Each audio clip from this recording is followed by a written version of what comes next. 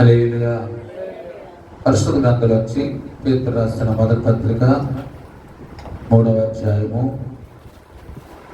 పేతురు రాసిన మొదటి పత్రిక 3వ అధ్యాయము 10వ వచనం 11వ వచనం చదవండి. జీవమును ప్రేమించి మంచి దినములు చూడగోరువాడు చెడ్డదానిని పలకకుండా తమ నాలుకను కపటము మాటలు చెప్పకుండా తన పెదవులను కాచుకొనవలెను. హల్లెలూయా. అతి దేవుని స్తోత్రం. ప్రియ దేవుని బిడ్డలారా, ఇక్కడ మనం చదివిన లేఖన భాగమును మనం ధ్యానం చేసినప్పుడు వాక్యము మనం చదువుతాము, కానీ ఆ వాక్యం మనకు అర్థం కాదు. అంటే చదువుతాం కానీ అర్థం కాదు. మనం భోజనం చేసేటప్పుడు మంచి మనసుతో భోజనం చేస్తే అది ఒంటికి పట్టింది. కొంతమంది అన్నం తినేటప్పుడు కూడా వాళ్ళు తిట్టుకుంటా, వీళ్ళు తిట్టుకుంటా, వాళ్ళు తిట్టుకుంటా, వీళ్ళు తిట్టుకుంటూ తింటారు. ఎంత తిన్నా నీకు శరీరానికి పట్టదండి. హల్లెలూయా. మంచి మనసు కలిగి తల్లి పాలిస్తే ఆ పిల్లోడు కూడా మంచి మనసు కలిగి ఉంటాడు. తల్లి పాలించేటప్పుడు మంచి మనసు లేదనుకోండి, ఆ పాలల్లో కూడా మంచి మనసు ఉండదు. ఆ పాలు తాగి పిల్లవాడు కూడా తల్లిలాగా అయిపోతాడు. ఇప్పుడు పిల్లవాడు చెడిపోవడానికి కారణం ఎవరంటే తల్లి. ఇది అర్థం కాదు, ఇది అర్థం కాదు. ఎంతసేపటికి నేను మంచి వ్యక్తిని అనుకుంటాను, కానీ ఈరోజు ఆలోచించాలి. పరిశుద్ధ గ్రంథంలోని చక్కగా దేవుడు మనతో మాట్లాడుతున్న మాటలు ఏంటంటే, జీవమును ప్రేమించి. ఎవరిని ప్రేమించి? జీవం అంటే దేవుడు. జీవం అంటే మన ప్రభువైన యేసుక్రీస్తు వారు. ఎప్పుడైనా సరే మనము ఏదైనా ఆహారం తిన్నప్పుడు బాగా నోరు మంటగా ఉందనుకోండి, ఏం కనిపిస్తుంది? ఏ పంచదారో ఏ బెల్లమో ఉంటే నోరంతా కూడా మంట ఏమైపోద్ది? తగ్గిపోద్ది. అలాగే మన జీవితాల్లో అంట యేసు ప్రభు యొక్క చూస్తే, యేసు ప్రభుని ప్రేమిస్తే ఇక నీ మనసు ఎలా ఉంటుంది తెలుసా? నీకు యేసయ్య లాగానే ఉంటుంది.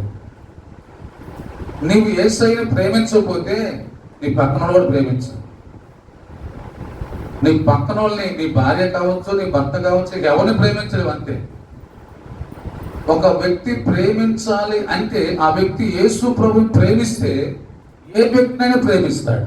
కొంతమంది అంటాడు నాకు ప్రభు అంటే ప్రేమ అండి అంటాడు, కానీ పక్కన ప్రేమించాడు. పక్కన వాళ్ళని ప్రేమించలేడు. అందుకే ఇక్కడ పేతురు స్పష్టంగా ఈ మాట చెబుతున్నాడు. మరొక చదవండి. జీవమును ప్రేమించి మంచి దినములు చూడగోరువాడు. ఇక్కడ చూడండి, ఏ వ్యక్తి అయితే యేసయ్యను ప్రేమిస్తాడో ఆ వ్యక్తి ఏ రోజులు చూస్తాడంట? మంచి రోజులు. చాలా మంది అంటారు క్యాలెండర్ తీసుకురండి, మంచి రోజులు ఏదో చూస్తూ ఉంటాడు. వాడు బ్రతుకు మంచిది కాదు. ముందు క్యాలెండర్ కాదు కదా, ఏం తెచ్చినా సరే క్యాలెండర్లో పలానా రోజు అని చూస్తాడు. మంచిగా ప్రభువుని ప్రేమించేవాడు క్యాలెండర్లో ఉంటే ఏదైనా ఒకరోజు మంచి రోజు ఉంటాం, కానీ యేసయ్యను ప్రేమించే వ్యక్తికి 365 రోజులు ఏ రోజులు?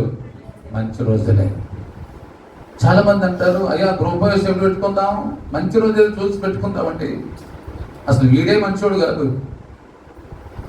హల్లెలూయా. ఇంకా మంచి రోజు అంటే ఏంటి? నీకు మంచి రోజు కనపడలేదు అర్థం తెలుసు, నువ్వు జీవాన్ని ప్రేమించట్లా. యేసుక్రీస్తుని ప్రేమిస్తే నీకు అన్ని మంచి రోజులే. యేసు ప్రభుని ప్రేమిస్తే అందరూ మంచోళ్ళే. యేసు ప్రభుని ప్రేమించకపోతే ఎవరు నీకు మంచోళ్ళలాగే కనపడు. హల్లెలూయా. అందుకే రాత్రి మన జీవితంలో ఆలోచించి అర్థం చేసుకోగలిగితే వాక్యాన్ని చదవాలి, వాక్యాన్ని మీద మనసు పెట్టాలి. భక్తులు ఎందరో మనకి మాదిరికరంగా ఉండాలి. అందుకని ఎవరైతే జీవాన్ని ప్రేమిస్తారో వారికి ఏమొస్తాయి అంటే మంచి రోజులు వస్తాయి అంటే. చాలా మంది అంటారు మాకు ఎప్పుడు మంచి రోజులు వస్తాయో, పక్కన వాళ్ళు ప్రేమించరు. ఇంట్లో వాళ్ళు ప్రేమించరు. నీకు ఎట్టొస్తాయి మంచి రోజులు? నీకు మంచి రోజులు రావాలంటే మొట్టమొదట యేసు ప్రభువును ప్రేమించు. యేసు ప్రభువును ప్రేమిస్తూ అందరినీ ప్రేమిస్తూ ఉంటే ఇక నీకు చెడ్డ రోజులు అసలు నీ దగ్గర రానే రావు. ఎందుకు చెడ్డ రోజులు రావంటే నువ్వు మంచిని ప్రేమిస్తున్నావు. ఒక వ్యక్తి వచ్చాడండి, ఆ వ్యక్తిలో 100లో 98 మంచి ఉండే, 2 చెడు ఉంది. ఎన్ని 98 మంచి ఉండే, చెడు ఎన్ని ఉండే?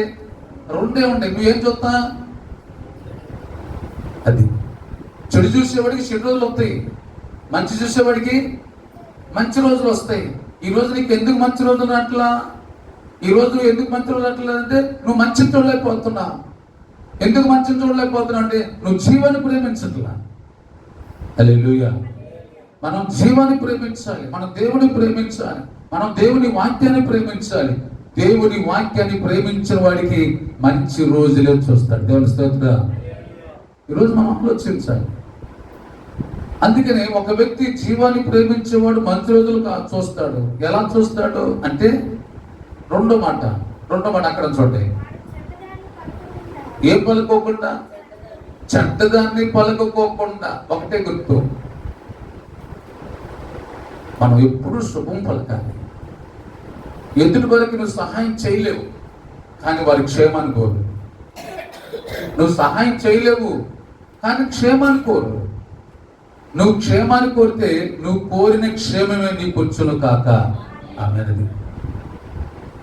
ఎదుటి వారికి నువ్వు మేలు చేయడానికి నీ దగ్గర స్తోమత లేదు, అయినా సరే నువ్వు మేలు కోరంతే. అందుకంటే మనం ఉదయం లేచిన తర్వాత నీ చుట్టుపక్కల దీవించాయా, వాళ్ళని దీవించాయి, వీళ్ళని దీవించంటే అన్ని దీవులన్నీ నీ మీద కొత్త. హల్లెలూయా. అందుకని చెడ్డ మాటలు పలకకోకుండా జీవాన్ని ప్రేమించేవాడు చెడ్డ మాటలు పలకడు. ఎందుకు పలకడంటే ఏమి విత్తుతావో ఆ పంటనే నువ్వేమి విత్తుతున్నావు? మంచి విత్తుతున్నావు, మంచి కోస్తావు. చెడు విత్తున్నప్పుడు చెడే కోస్తావు. అందుకని మనలో మార్పు రావాలి. అమ్మా ఏమి ప్రార్థనకి వెళ్తున్నప్పటి నుంచి ఏమైనా మార్పు వచ్చిందమ్మా? ఏమి ప్రార్థనకి వెళ్తున్నప్పటి నుంచి ఏం మార్పు వచ్చింది?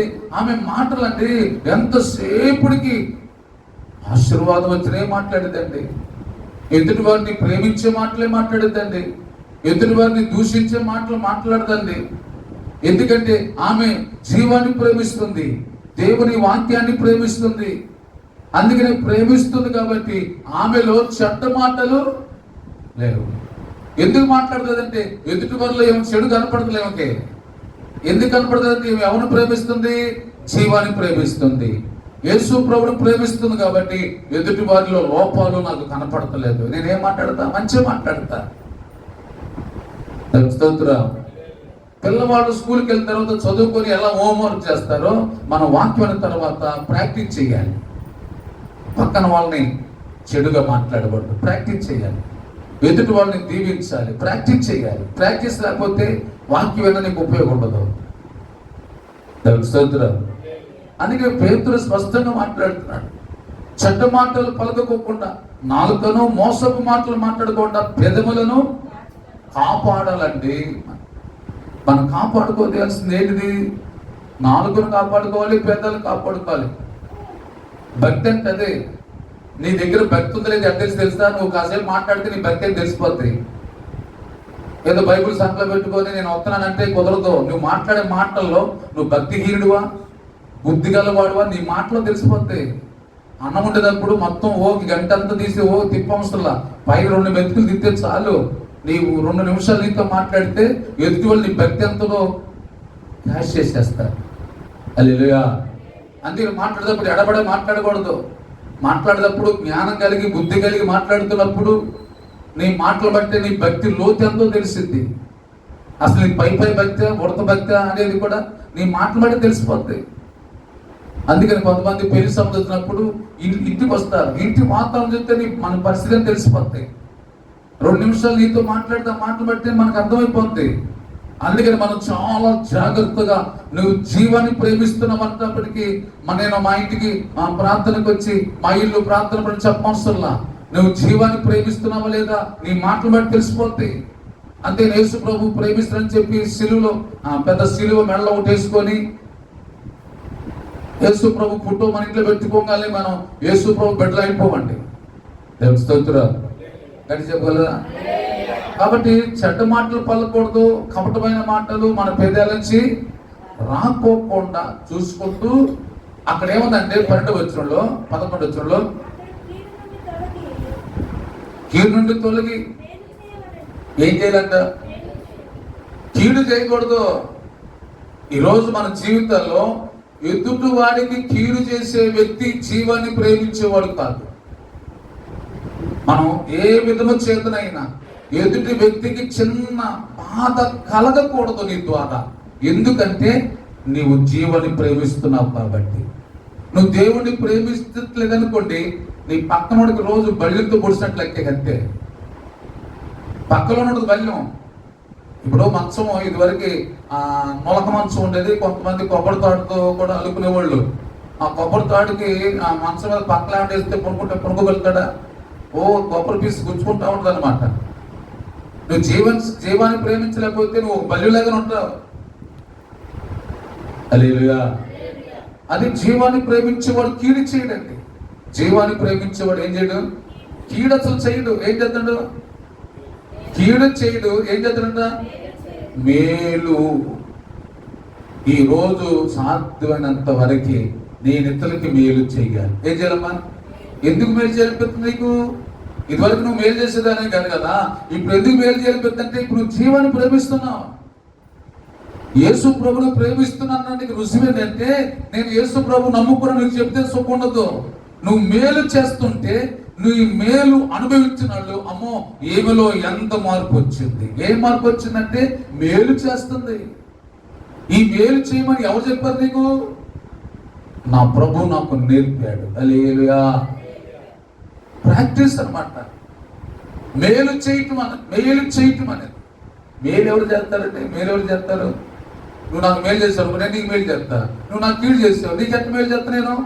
మన ఆలోచన అది. హల్లెలూయా. మేలు చేయటం అంటే ఎవరైనా సరే నీకు కీడు చేసినా సరే నువ్వు వారికి మేలు చేయి. ఎలా మేలు చేస్తావు అంటే జీవాన్ని ప్రేమిస్తే నువ్వు ఖచ్చితంగా మేలు చేస్తావు. స్తోత్రం. ఎందుకంటే ఇది భక్తి, ఇది చాలా లోతైన భక్తి అండి. ఇది పై నుంచే సరిపోదు. ఇది అంతరంగంలోంచి మార్పు రావాలి. మొదట ఇల్లు కట్టాలనుకోండి, ఏం చేయాలి? ఇల్లంతా పడగొట్టాలి, కింద నుంచి తవ్వుకుంటూ రావాలి. భక్తి అంటే అది. అంతేగాని పైన భక్తి చేసే వాళ్ళకి ఇది ఇంపాసిబుల్, ఇది అసలు అసాధ్యం అనమాట. ఈ మాటలే వారికి సరిపోవు అనమాట. మేలు చేయటం అంటే నీకు నష్టం చేశారు, నీకు కీడు చేశారు, అలాంటి వారికి నువ్వు మేలు చేయటం అంటే అది పొరపాటు జరిగేది కాదు. కానీ ఎప్పుడైతే జీవాన్ని ప్రేమిస్తావో, యేసు ప్రభుని ప్రేమిస్తావో, అప్పుడు నీలో జరిగేది తెలుసా? నీకు కీడు చేసిన నువ్వు వారికి మేలే. అది స్తోత్రం. అందుకని పేతురు ఈ విషయాలన్నీ కూడా చెబుతున్నాడు. ఎందుకు చెబుతున్నాడు తెలుసా? నీకు మంచి రోజులు వస్తాయి. అమ్మ ఏమవుతాయి అంట? ఎట్లా వస్తాయి మంచి రోజులు? ఈరోజు చాలా మందికి తెలియదండి, వాక్యం తెలియదు. విన్న వాక్యం కూడా వాళ్ళు ఆచరణ పెట్టరు. నీకు మంచి రోజులు ఎప్పుడు వస్తాయి అంటే నీవు కీడు చేయటం మాని. ఏం మాని?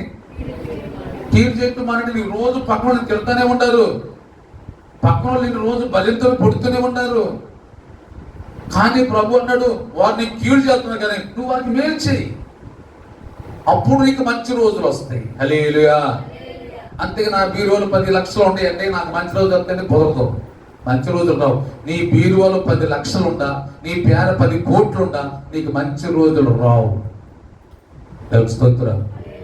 నేను హాస్పిటల్కి వెళ్తే డాక్టర్ గారికి ఒక ఆయన ఫోన్ చేశాడు. డాక్టర్ గారు, మా నాన్నని ఎక్కడైనా అనాథాశ్రమంలో చేర్చాలి, ఎవరుంటే సలహా ఇవ్వని అడుగుతున్నాడు. వాళ్ళ నాన్నంట కోట్ల రూపాయలు సంపాదించాడంట. అమ్మ ఏం సంపాదించాడు? కోట్లు సంపాదించాడు. కోట్లు సంపాదిస్తాడు. కానీ ఇప్పుడు పిల్లలందరూ ఆయన మేము చూడలేము, ఎక్కడన్నా అనాథాశ్రమంలో చేర్చాలంటే ఎవరు అడిగారంట, నెలకు 25,000 కాదు 30,000 ఇస్తాను. ఆయన తీసుకెళ్ళి అనాథాశ్రయంలో సంపాదించాడు. మేలు సంపాదించలేదండి. ఈరోజు చాలా మంది జీవితాల్లో డబ్బులు సంపాదిస్తున్నారు కానీ మేలు సంపాదించుకోవడం జాగ్రత్త కావట్లా. హల్లెలూయా. డాక్టర్ గారు ఎత్తుకున్నప్పుడు కోట్ల రూపాయలు సంపాదించాడు. ఏం సంపాదించాడంటే కోట్లు సంపాదించాడు, కానీ మేలు చేయటం రాలా. మేలు చేయడం నీకు శాంతం ఇచ్చింది అనుకోండి, నువ్వు మంచి రోజు చూపుతావు. నీ పక్కన వాళ్ళందరికీ నీ వైపు చూసినప్పుడు జాలేస్తుంది, నీ పిల్లకి నీ మీద జాలేస్తుంది, నీ పిల్లని ప్రేమిస్తారు. ఎందుకు ప్రేమిస్తారంటే నువ్వు జీవాన్ని ప్రేమించి నీ చేతనంత వరకు నువ్వు మేలు చేస్తూ వెళ్ళిపోతే మంచి రోజులు నీ చుట్టే తిరుగుతాయి అన్నమాట. దేవుని స్తోత్రం. ఈరోజు ఆలోచించాలి, అర్థం చేసుకోగలిగితే మన జీవితంలో ఆలోచించాలి. అందుకని మనము కీడు మాని ఏమనాలంట ప్రాక్టీస్ చేయాలి. కీడు మానంటే ఈరోజు వాక్యం కదా, కీడు మానమన్నారు. ఎవరో నేను ఒక మాట అన్నారు, లేకపోతే ఎవరో నేను ఏదో నీ గురించి ఏదో మాట్లాడారు, అయినా సరే నువ్వు దాన్ని మానేయాలి. వినపడుతుంది మన చెవులో, కళ్ళకు కనపడుతుంది, అయినా సరే నువ్వు మానేయాలి. ఏం మానేయాలి? కీడు చెప్పి మానేయాలి. వాళ్ళు ఏదో అన్నారు అనుకో, నువ్వు అనకూడదు. వాళ్ళు దూషించరు, నువ్వు దూషించకూడదు.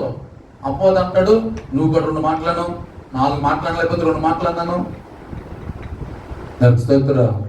కాబట్టి కీడు మాని అని ఉంది. ఏం చేయాలంట? మేలు చెయ్యాలి. అది అసలు మనం సరిపోతుంది. అసలు చేయగలమా?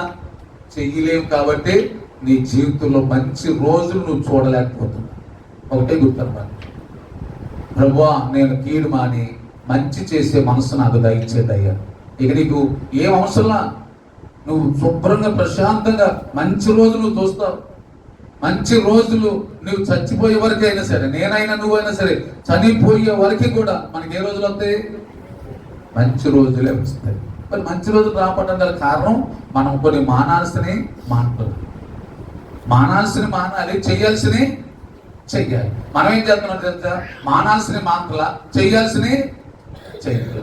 అమ్మ ఒక మాట సహాయం చెప్పి ఎదురు పేరు అనుకోండి, నేను మాట సహాయం కూడా చేయనయ్యా అంటాను. ఈ చేతి సహాయం అంటూ చేయలేవు అనుకో, మాట సహాయం కూడా చేయలేవా? అది కూడా చేయలేవు. స్తోత్రం. అటు రాత్రి మన జీవితాలు ఆలోచిస్తే పేతురు ఈ విషయం స్పష్టంగా చెబుతున్నాడు.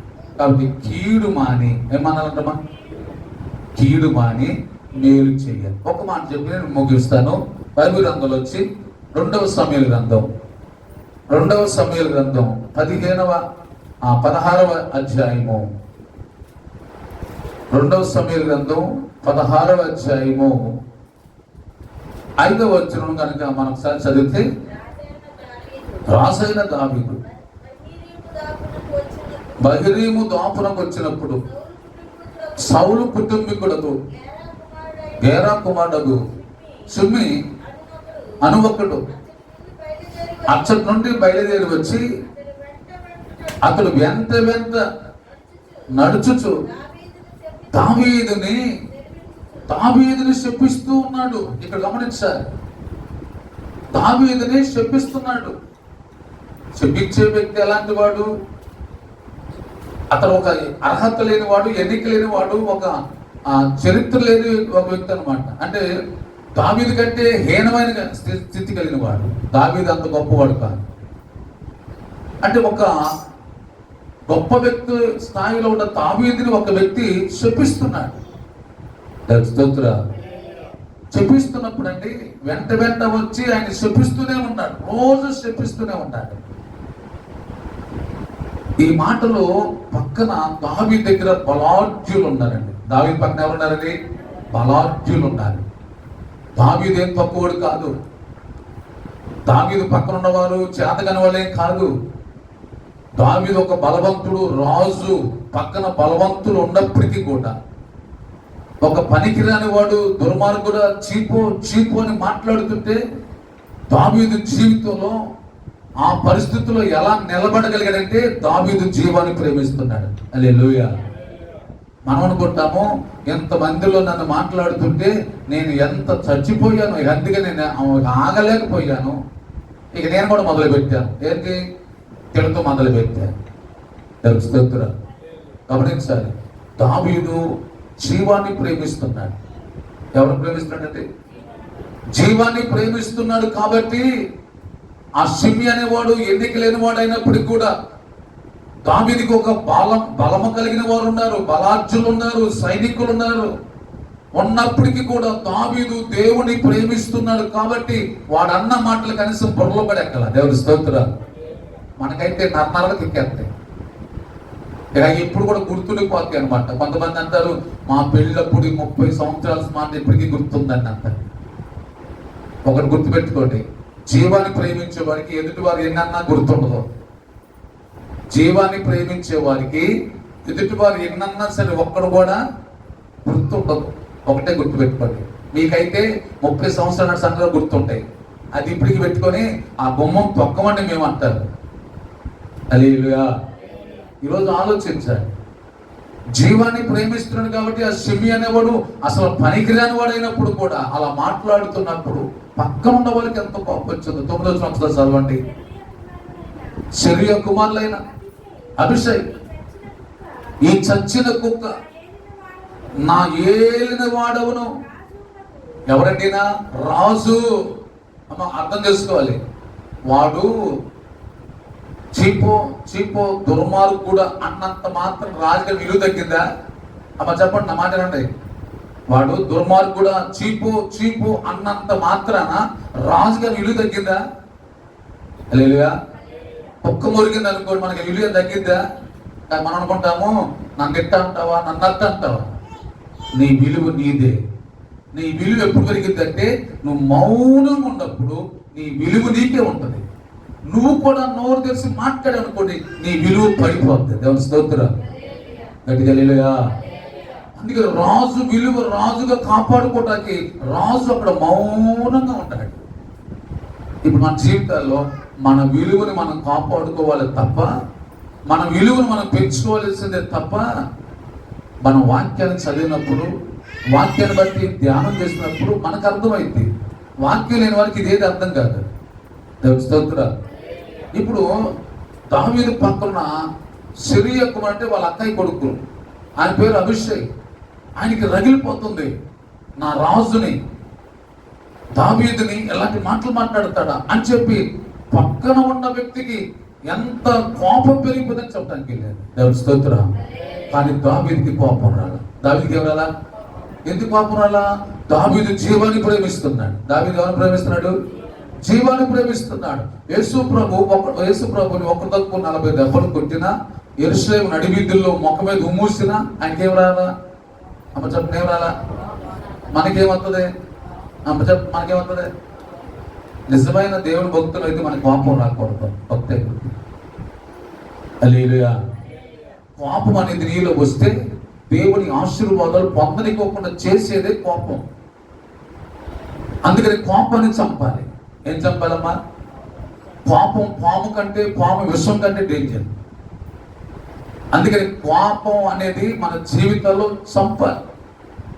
కోపాన్ని చంపకపోతే కోపం నిన్ను చంపింది. కోపం అంటే ఏంటి తెలుసా? అది పాపమే. కోపం అనేది ఏంటి? మా ఆయనకంటే బాగా కోపం అండి అంటారు తెలుసా?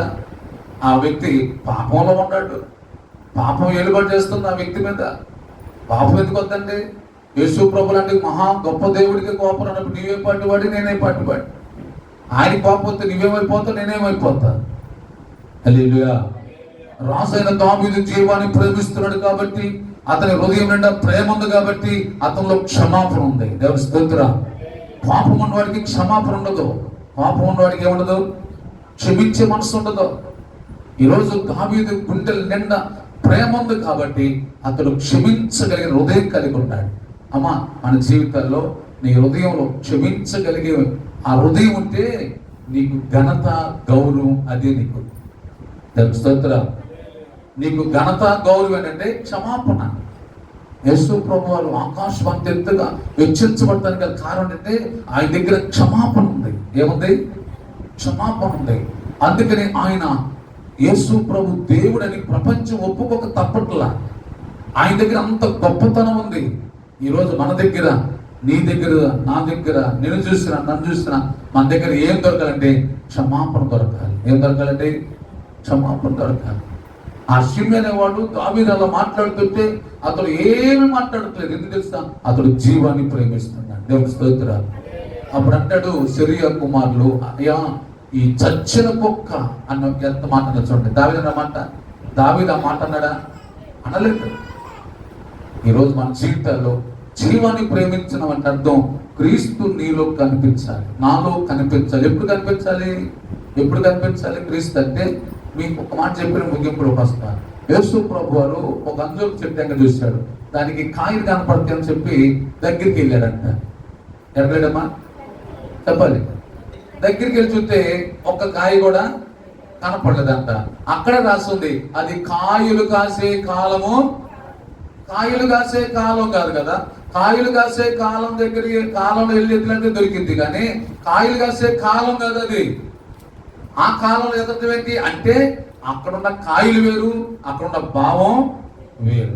అంటే కాలం కాని కాలంలో అది నవ్వే సంతోషం కాదు, కానీ ఆ సమయం నువ్వు నవ్వుతూ ఉంటా. దేవుని స్తోత్రం. అది నవ్వే సమయం కాదు అది, కానీ ఆ సమయంలో కూడా నీలో కోపం ఉండకూడదు, ఆ సమయంలో కూడా నీలో సంతోషం ఉండాలి. దేవుని స్తోత్రం. కొందరు ముఖం ఎప్పుడు తొగతొగలాడుతూ ఉంటారు. లేకపోతే మళ్ళీ ప్రార్థనే, కానీ ఎప్పుడు చూసిన ముఖం తొగతొగలాడుతూనే ఉంటుంది. ఎందుకంటే అక్కడ ఉన్న పరిస్థితులను బట్టి మారిపోతూ ఉంటుంది. పరిస్థితులను బట్టి మారకూడదు. దేవుని స్తోత్రం. పరిస్థితులను బట్టి ఎప్పుడు కూడా వాటిని మనం జయిస్తూ సంతోషం ఉండాలి. దేవుని స్తోత్రం. కాయలు కాసే కాలం కాదది, నువ్వు అప్పుడు సంతోషించే సమయం కాదది. కానీ పౌలు అంటాడు ఆనందించండి. మరలా చెబుతున్నాం ఆనందం. ఎక్కడుండి? చెరసాలలో ఉండి. పౌలు చెరసాలలో ఉండి ఆనందించను అంటాడు. నేను ఇక్కడ దుఃఖపడతలేదు, నేను ఇక్కడ ఆనందిస్తున్నా. స్తోత్రం. కానీ రాత్రి మన జీవితంలో మనం కనుక ఆలోచించగలిగితే, ఈ షిమ్యి అనేవాడు దావీదు శపిస్తున్నప్పుడు కూడా దావీదు మనసు కానీ, దావీదు హృదయం కానీ, దావీదు ఆలోచన కానీ దేవుడు చూస్తున్నాడన్న సంగతి దావీదు దేవుడు చూస్తున్నాడు. హల్లెలూయా. మనము కూడా ఆ పరిస్థితుల్లో ఉన్నప్పుడు ఇప్పుడు నన్ను దేవుడు చూస్తున్నాడు. ఎవరు చూస్తున్నాడట? పిల్లలకేమో పరీక్షలు చెప్పొస్తాయి, విశ్వాసులకి పరీక్షలు చెప్పుకోకుండా వస్తాయి. అది పరీక్షలు నీకు చెప్పుకోకుండా వస్తాయి. ఏబుకు పరీక్ష ఉందని దేవుడు చెప్పలా, ఏబుకు చెప్పుకోకుండా పరీక్ష పెట్టాడు. మనకి పరీక్షలు పెడతాడు. ఎన్ని పరీక్షలు ఫెయిల్ అయిపోయావు. మన పిల్లలు కనుక తప్పితే వాళ్ళకి కర్ర తీసుకొని అమ్ముకుంటూ కొడతాం. ఎరా నువ్వు చదవా, నువ్వు స్కూల్కి వెళ్ళవు, పరీక్షలు తప్పావని చెప్పి మనమైతే వాడి క్లాస్ తీసుకుంటాం. ఎన్ని పరీక్షలు ఫెయిల్ అయిపోయాము. హల్లెలూయా. ఎన్ని పరీక్షల్లో మనం ఫెయిల్ అయిపోయాం. ఒకసారి ఆలోచించాలి. దావీదు అంటాడు ఈ సమయంలో దేవుడు నన్ను పరీక్షిస్తున్నాడు. హల్లెలూయా. నన్ను పరీక్షిస్తున్నప్పుడు ఈ పరీక్షలో నేను ఫెయిల్ కాకూడదు. ఈ పరీక్షలో నేను మరి మన ఎంతవరకు నేను పరీక్షలో ఉన్నాను అని అనుకుంటున్నారు? శోధనలో నిలిచిన వాడై మనము ప్రభు మనకిచ్చే జీవ కిరీటాన్ని పొందుకోవాలి. ఈ శ్రమలో నాకు ఒక జీవ కిరీటం దేవుడు ఇస్తాడు. హల్లెలూయా. ఎన్ని కిరీటాలు పోగొట్టుకున్నామో ఒకసారి ఆలోచించాలి. అందుకని దావీదు జీవాన్ని ప్రేమిస్తున్నాడు కాబట్టి అప్పుడు దావీదుకి అర్థమైంది దేవుడు నన్ను పరీక్షిస్తున్నాడు. హల్లెలూయా. ఆ మాట ఒకసారి చదవండి. వాని జోలి మానుడి, యెహోవా వానికి సెలవిచ్చున్నాడు గనుక వానిని ఎంత శపింపని. ఇంకా శపింపని. అమ్మా ఇంకెంత శపించవు అంత శపించు. అవన్నీ నాకు దేవుడు దీవులుగా మారుస్తాడు. హల్లెలూయా. అవన్నీ నాకు ఎట్లా దీవులుగా మారుస్తాడు? యేసు ప్రభువు ప్రపంచానికి ఎందుకు ఆశీర్వాదంగా మార్చబడ్డాడు? యేసు ప్రభువు ప్రపంచానికి ఎందుకు ఆశీర్వాదం మార్చబడంటే ఆయన శిలువ భుజం మీద పెట్టుకొని నడుస్తూ ఉంటే ఎంతమంది ఎన్ని రకాలుగా అపహసించారో, అవహేళనగా మాట్లాడారు.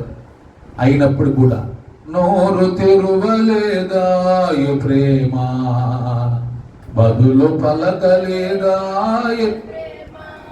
నోరు తెరువలేదా ప్రేమ, బదులు పలకలేదా ప్రేమ? ఎవరి కోసమో? ఈ జనుల కోసమే, ఈ జగతి కోసం. హల్లెలూయా. ఈ ప్రజలకి నేను ఆశీర్వాదం ఉండాలంటే నేను మౌనం ఉండాలి. అమ్మా మన జీవితాల్లో నీ కుటుంబానికి ఆశీర్వాదం ఉండాలంటే నువ్వు మౌనం ఉండాలి. ఎప్పుడైనా నోరు తెరిచావా? నువ్వు ఆశీర్వాదంగా ఉండవలసిన నీవు ఆశీర్వాదం ఉండలేవు. యేసు ప్రభువు సిలువను మోస్తూ ప్రపంచానికి ఆశీర్వాదం ఉండాలని చెప్పి ఆయన్ని 140 దెబ్బలు కొట్టిన, సిలువలో మేకులతో కొట్టిన, కనీసం అబ్బాని కూడా పలకల్ల. క్రైస్తవుల గృహాల్లో నుంచి కేకలు వినపడకూడదు, అరుపులు వినపడకూడదు. కనీసం పక్కన వాళ్ళు చూసి, ఈ కుటుంబాన్ని మేము ఇన్ని సంవత్సరాలు చూస్తున్నామండి, ఈ కుటుంబంలో ఒక్క రిమార్క్ కూడా మా కళ్ళకు కనపడేది, మా చెవికి కనపడేదండి. హల్లెలూయా. మన పక్కన దగ్గర సాక్ష్యం తెచ్చుకోవాలి. అంతేగాని పద్మాకల కేకలు అరుపులు వేసాం అనుకోండి, ఉపయోగపడదు. అందరూ మనం గమనిస్తూ ఉంటారు, కానీ ఎవరు తెలియనట్టుకుంటారు. అందరూ గమనిస్తారు, నిన్ను గమనిస్తారు, నీ మాటలు గమనిస్తారు, నీ కేకలు గమనిస్తారు. యేసు ప్రభు ఎక్కడ కూడా ఒక కేకను పడలేదండి. దేవుని స్తోత్రం. భరించాడు, సహించుకున్నాడు. అందుకే ప్రపంచానికి ఆశీర్వాదం ఉన్నాడు. ఈ రోజు నువ్వు భరించుకోలేకపోతున్నావు, ఈ రోజు నువ్వు సహించుకోలేకపోతున్నావు. ఆశీర్వాదంగా ఉండవలసిన నీవు ఆశీర్వాదంగా లేకపోవడం కాబట్టి నీ నోరు కేకన పడుతుంది. హల్లెలూయా. యేసు ప్రభు ఎక్కడ నోరు తెరవ భరించాడు, సహించుకున్నాడు. దేవుని స్తోత్రం. ఈ రోజు మనం ఆశీర్వాదం ఉండాలంటే దావీదు సహించాడు, భరించాడు. అన్ని మాటలు, ఆ మాటలు చదువుతున్నప్పుడు, దావీదా నువ్వు ఎలా భరించావయ్యా? నేను జీవాన్ని ప్రేమించాను. దేవుని స్తోత్రం. కల్వరిశిలో యేసయ్యను చూశాను. ఆయన పరిశుద్ధుడైంది అన్ని శ్రమలు పొందాడు. నేను పాపుల్లో ప్రధానమైన పాల్గొని ఆయన ఎంక చూస్తే నాకు ధైర్యం వచ్చింది, ఆయన ఎంక చూస్తుంటే నాకు విశ్వాసం పెరిగింది. తల్లి నువ్వు ఎవరైనా చూస్తున్నావు? ఈరోజు ఆలోచించాలి. జీవాన్ని ప్రేమించి దావీదు యేసుని ప్రేమించాడు కాబట్టి అక్కడ దేవుడు దావీదుని మనకు మాదిరికరంగా ఉంచాడు. దేవుని స్తోత్రం.